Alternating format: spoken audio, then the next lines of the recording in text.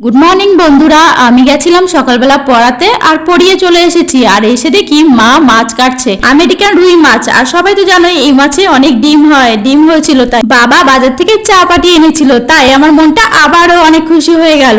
চা পাটি ঘুগনিটা আগে ঢেলে নিলাম আর চা পাটিগুলো একটা থালায় পরপর করে সাজিয়ে ফেললাম। দেখো কত সুন্দর লাগছে, গোল গোল। আর খেতে যা লাগে না, আমার সত্যি খুব ভালো লাগে চা পাটি আর ঘুগনি। এই দুটো আনলেই না আমি অনেক খুশি হয়ে যায়। আর খেতে এতটাই সুন্দর লাগে, আমি বিরিয়ানির থেকেও চা পাটিটা বেশি ভালো খাই। আমি তো মজা করে খাচ্ছি। আর তোমাদের চা পাটি খেতে কেমন লাগে অবশ্যই জানিও।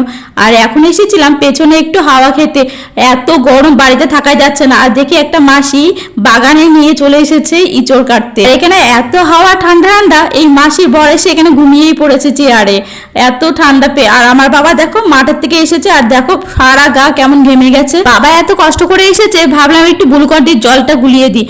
আর গুলিয়ে দিয়েছিলাম, আর বাবা জলটা খাচ্ছিল। আর এইদিকে দেখো শশা বাজারে বিক্রি হচ্ছে না, তেমন দাম নেই, তাই গরুকে কেটে কেটে খাওয়াচ্ছিল বাবা মা। এখন আমি দুপুরের খাবার খেতে বসেছি। আর হয়েছিল মাছের ডিম রান্না আর মাছের ঝোল। আর তোমাদের তো দেখিয়েছিলাম যে এই মাছগুলো সকালে বাবা এনেছে।